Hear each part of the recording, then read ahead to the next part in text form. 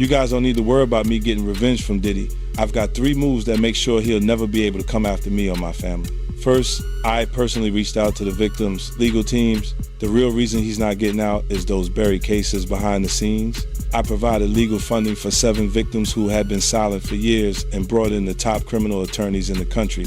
Second, I bought up every potential post-release business deal he had lined up. I planned this 2 years in advance, so by the time he got sentenced and still had hope of getting out, every partner had already cut ties with him. Third, I don't just have evidence, I've got backups. This is an entire minefield that's been buried for 20 years. I uncovered every secret from the last 30 years. With testimonies from the victims, we interviewed over a dozen people he tricked, threatened, or violated. You think that's harsh? No, he destroyed other people's lives for decades. I'm just making sure he spends a few extra years in prison for it. I'm not afraid of his people, not afraid of his threats. I know he's still in there fantasizing about a comeback, but the truth is, he's never coming. I feel funny. Is this real life? Yes, this is real life. I feel crazy. The world is spinning around me. Don't touch your stitches, Justin Bieber, don't touch your stitches. What's happening?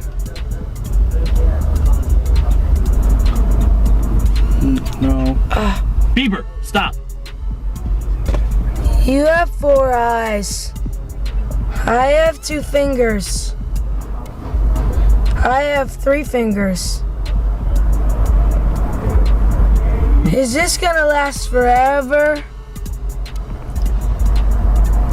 Justin, stop it.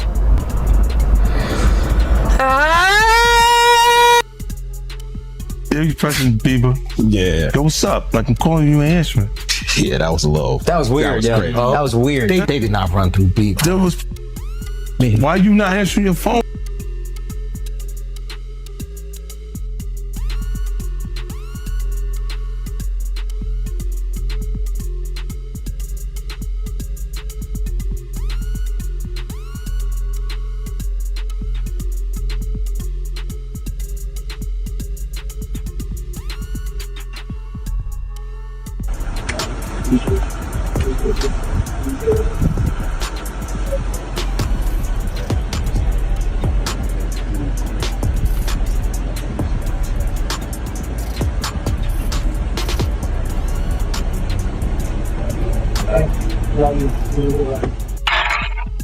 What's going on with you guys? Are you working together? I'm not. I mean, I think that we become friends in a strange way. You know, like Robin Big. Yeah. It's like exactly. I'm begging you, Robin. Yeah. No, I mean, to a lot of us, he's like a little brother. You know what I'm saying? He's not afraid to call and ask for advice. He's somebody that, in the industry-wise, the record industry is a strong family, and he's somebody that, you know, we definitely have our arms around, and we want to protect him because he's such genuinely a nice person. Besides his talent, you know what I'm saying? He's one of the greatest kids that you could ever know. Justin,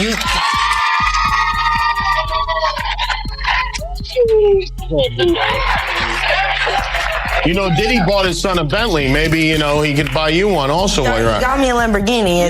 Oh, well, that's nice. I haven't gotten it yet, though. Yeah, I know. When is that coming, that Lamborghini? We talked about this last He time. had the Lamborghini for a day or two, and he had access to the house, and he knows better than to be talking about the things that he does with Big Brother Puff on national television.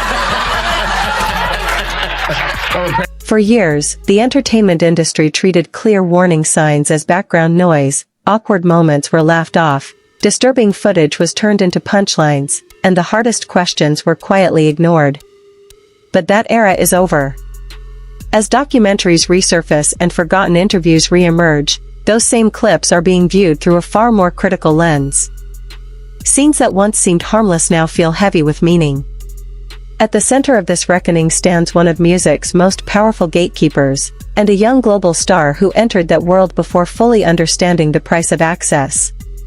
What once looked like mentorship and opportunity now raises unsettling questions about power, silence, and how the truth can remain buried for years when too many people choose not to look too closely. We can't really disclose but it's definitely a 15-year-old's dream. When he signed to Usher, I had legal guardianship of Usher when you know he did his first album. I did Usher's first album. I don't have legal guardianship of him, but for the next 48 hours, he's with me. So and we gonna go full crazy. Justin Bieber's rise was sold as a modern fairy tale, a small-town kid discovered overnight and propelled straight into global superstardom. But behind the flashing cameras and screaming fans was a far more complex reality, a teenager thrust into powerful adult spaces, carrying fame, money, and expectations far beyond his age, with little real protection. As old interviews and forgotten clips resurface, audiences are re-examining the environments he was placed in, rooms where status and access often mattered more than boundaries. What once passed as quirky celebrity culture or late-night comedy now feels deeply unsettling. And this conversation goes far beyond one clip or moment. It points to a larger pattern, an industry that normalizes discomfort, rewards silence, and asks a troubling question: when fame comes this fast, who truly pays the price? Look at Usher. What Usher say? I seen some things I shouldn't have been seeing at that age. What does that tell you? That he's seen some things, he was around some things when he was young that he shouldn't have been at a Diddy party. So that's going to show you that there's certain things that are happening that's going on that here this kid was saying he shouldn't even seen it and been around it himself. So all the other celebrities who saw it and they stand quiet about it. Ain't that in our culture? No snitching. And I felt a certain way when Usher got on Shay Shay, and I don't mean to mention other people's platforms, but he got on Shay Shay and he mentioned how great and how good Puff taught him and everything. You know what I'm saying? About the business, right? I know, and people know, that was around that in that time that Puff and Usher did have a situation. And that situation led Usher to the hospital. Now I let Usher explain that to y'all. I let Usher tell that story. But how dare you say a man that groomed you, you gonna give him a pass? Bro, you know I know. For years, 50 Cent kept himself deliberately outside Sean Diddy Combs' inner circle, making it clear there were spaces and relationships he wanted no part of.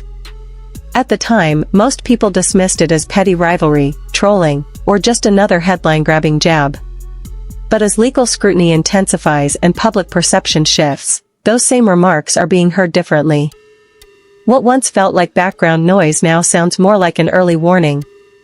This doesn't automatically validate every claim or accusation, but it does expose a familiar pattern. Uncomfortable criticism is often ignored, especially when it comes from voices people find abrasive or inconvenient. And it leaves one unsettling question lingering: how many red flags are dismissed simply because the messenger makes people uncomfortable? Dropped the song, it went over our heads. It's actually about P. Diddy this whole time. Which video? The song Lonely. Let me see. Everybody knows my best. I'm so needed black.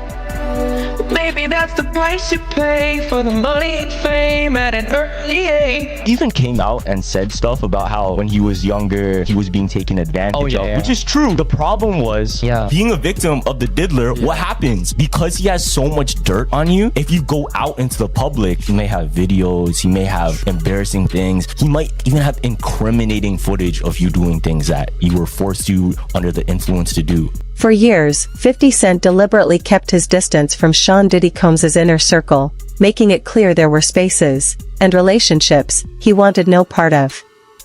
At the time, most people brushed it off as petty rivalry, online trolling, or just another attention-grabbing jab.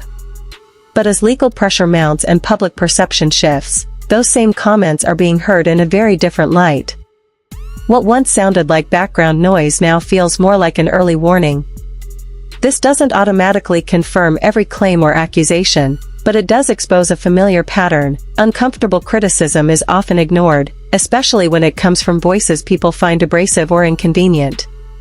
And at least one unsettling question hanging in the air: how many red flags are dismissed simply because the messenger makes people uncomfortable? The leaked video of Justin Bieber partying with P. Diddy has just emerged, and it looks horrifying.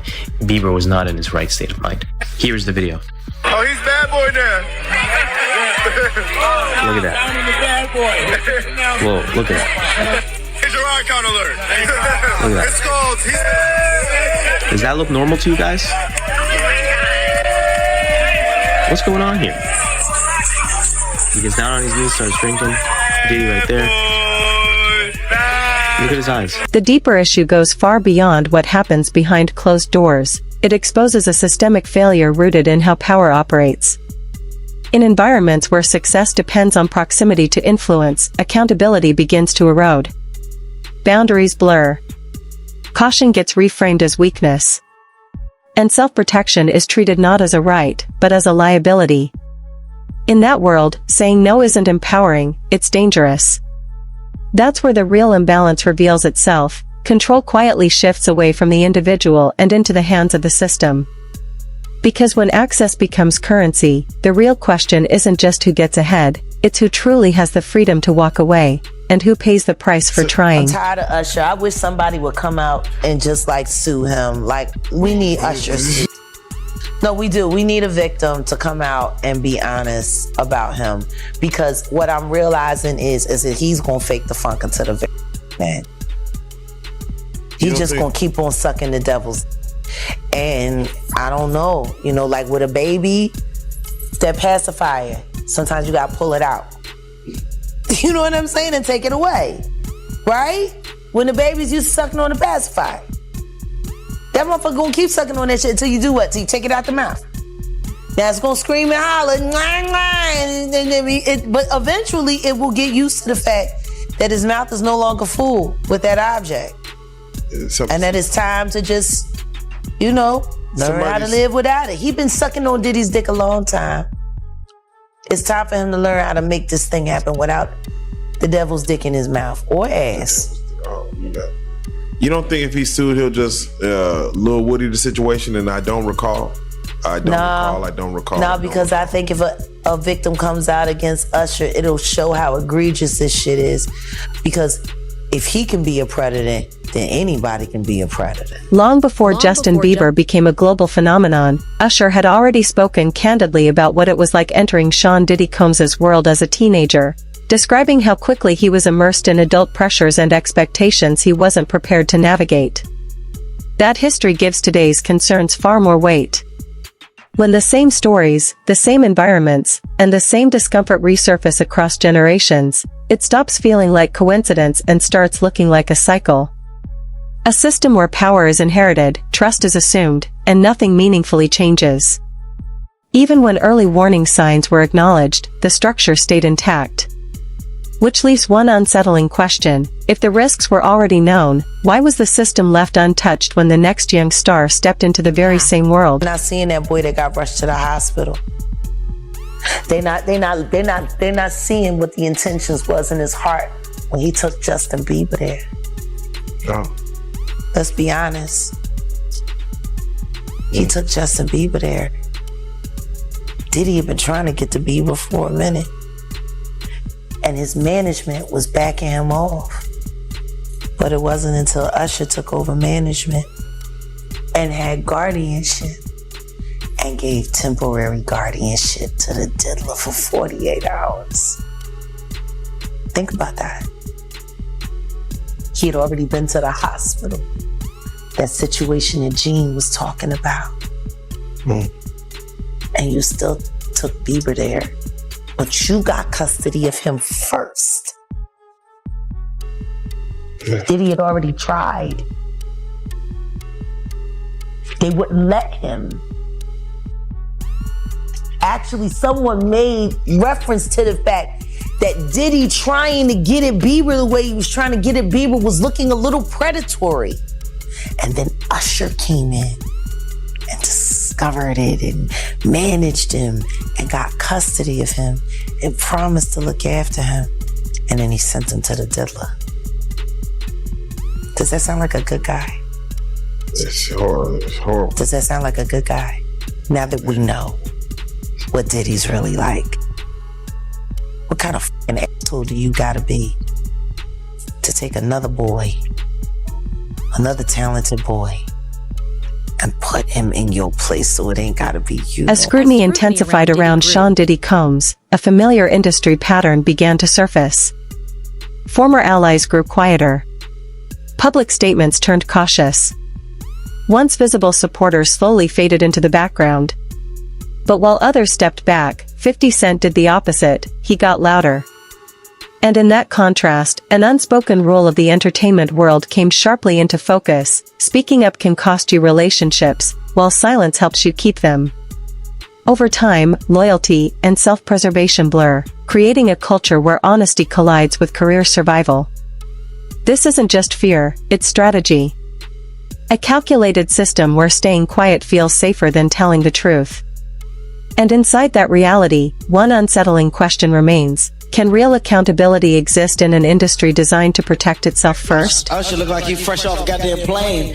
Usher Fresh off the guard stage. That's my brother right here from day one. We used to wake up and, damn, pause, but like just back in the days when he was like 10 and I was a little bit older, his older brother, we used to fight over the frosted flakes. You know what I'm saying? Before pause was invented. You know what I'm saying? But it's my brother for real. We used to actually wrestle off of the frosted flakes because he used to always get up early. Now he's one of the richest stars in the world. And What did Puff just say? Nobody's gonna acknowledge this for me. Puff just said we used to wrestle over the frosted flakes, and we're streaming live. That was stupid. Listen, that was stupid. Listen, having a good time. Usher is a procurer. And if Usher knew what was gonna happen to any of those young children that he took to the Flavor Freak off, is he a good guy? Especially considering what happened to him, especially considering that he sat Howard Stern and Howard Stern said, would you send your kids to Puffy's Flavor Camp? And his immediate response was, hell no! So it's good enough for everybody else's kids, but it's not good enough for yours. Yours are just good enough to die in Lake Lanier with no real investigation. Got it? Like, these aren't good people! All right, Jeff. He's not good! He's a... And the simple fact that Justin Bieber literally made a public statement and said, Usher asked me to do the Super Bowl with him and I turned it down. Run for the hills. Why would he turn it down? Who turns down the Super Bowl? Justin Bieber has never accused Sean Diddy Combs of any criminal wrongdoing. But his own words tell a far more complicated story.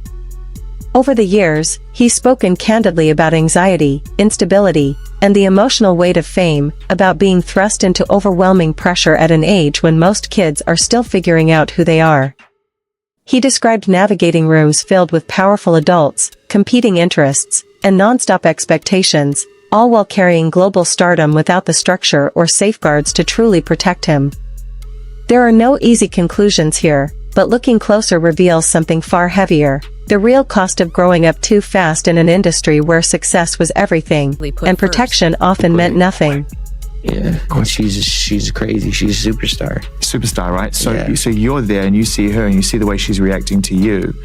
And I wonder what was going through your mind, because I've never had a chance to ask you that, because I know what was going through her mind, because I've never had a chance to ask her that. And it's pretty clear in the video what's going through her mind. She can't even. What was going through your mind when you saw that kind of reaction? And also now in the knowledge that you were just coming out of that space yourself. I wanted to protect the moment. You know, I don't know how many opportunities I'm gonna get. You know, we never know how many opportunities we're gonna get with anybody. I mean, it just, I'm tearing up thinking about it, just with the Kobe situation, you know. Just never know. And so I just wanted to be a good example, you know, and yeah.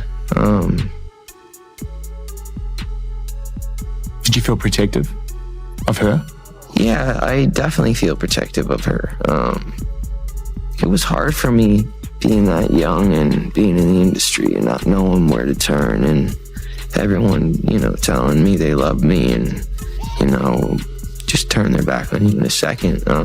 So yeah, it's hard because I want her to know that, she can count on me. But at the end of the day, I'm never going to force myself to be in a relationship with her. It has to be natural, right? So I just kind of, let her do her thing. And if she ever needs me, I'm going to be here for her. But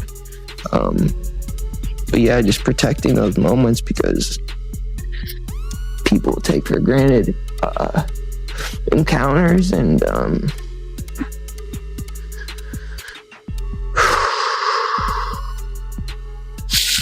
yeah, so yeah, I just want to protect her, I don't want her to lose it. I don't want her to go through anything I went through. I don't wish that upon anybody. So yeah, if she ever needs me, I'm just a call away. This isn't about assigning legal guilt, it's about understanding human impact. Harm doesn't always arrive with flashing lights, formal charges, or a single dramatic moment to point to.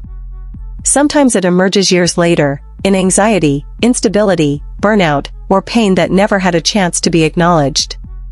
In high-pressure systems built on exposure, expectations, and non-stop performance, damage accumulates quietly, with no single incident to blame.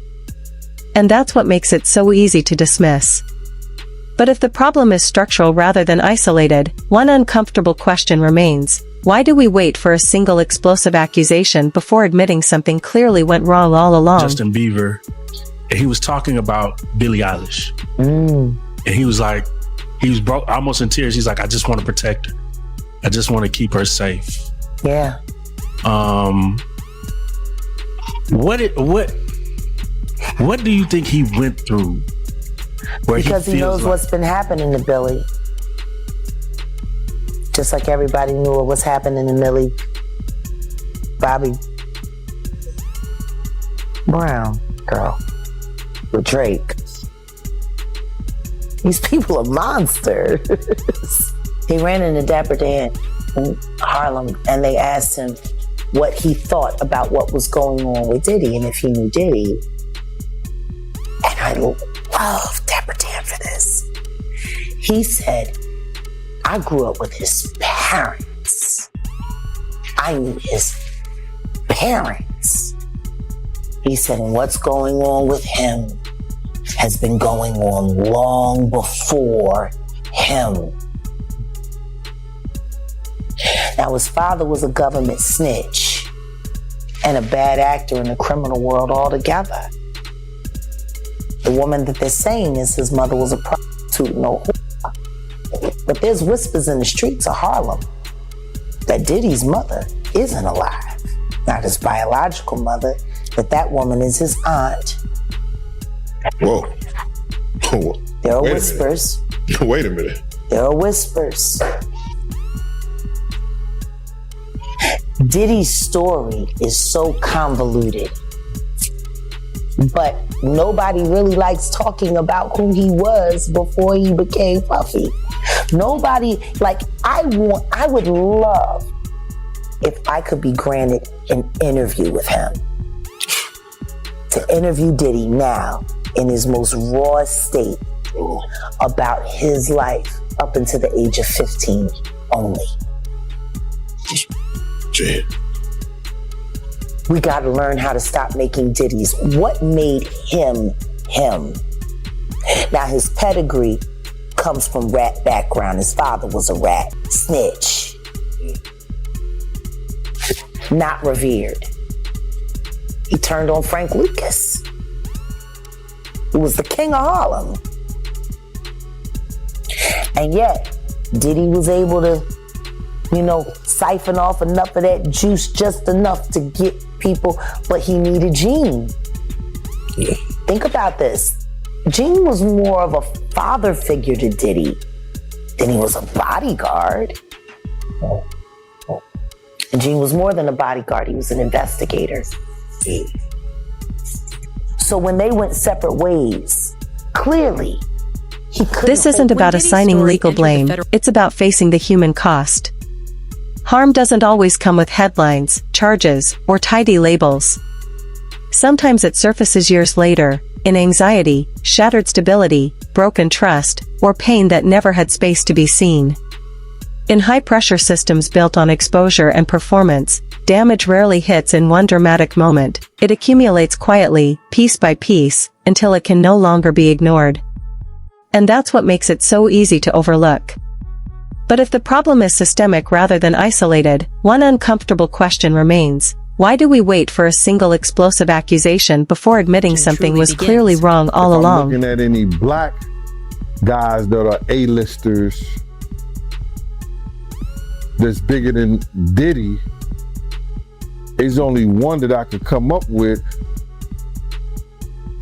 and there's a few I could come up with. Will Smith, he's bigger than Diddy. I would think Nick Cannon is bigger than Diddy. Who else on the black that are black actors or black in the business that's an A-lister that's bigger than Diddy that's black? That's hard to think. But then if you got the A-listers, you know, you got to realize he ran with that black that Rat Pack. And I don't want to even say their names, but they said I got their names wrong last time. What's his name? Kushner? What's the other guy? Leonardo? Yeah, his name. Man, I don't keep up with these cats.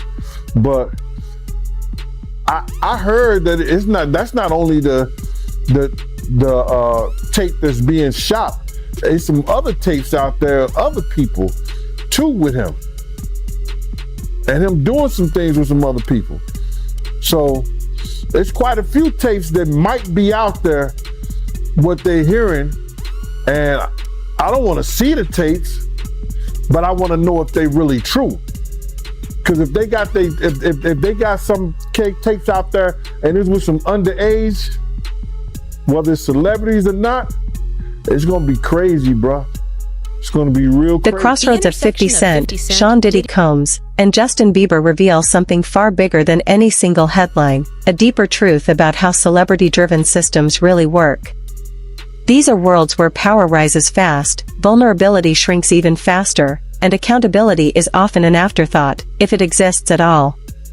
Youth gets packaged as authenticity, access masquerades as mentorship, and silence is rewarded as professionalism, quietly normalizing imbalance instead of challenging it. Step back, and it stops looking like isolated incidents. It starts to look like a pattern, the same structure, the same dynamics, the same consequences repeating over and over. And that raises a crucial question. When the same system keeps producing the same harm, when does it stop being background noise and start being the real problem?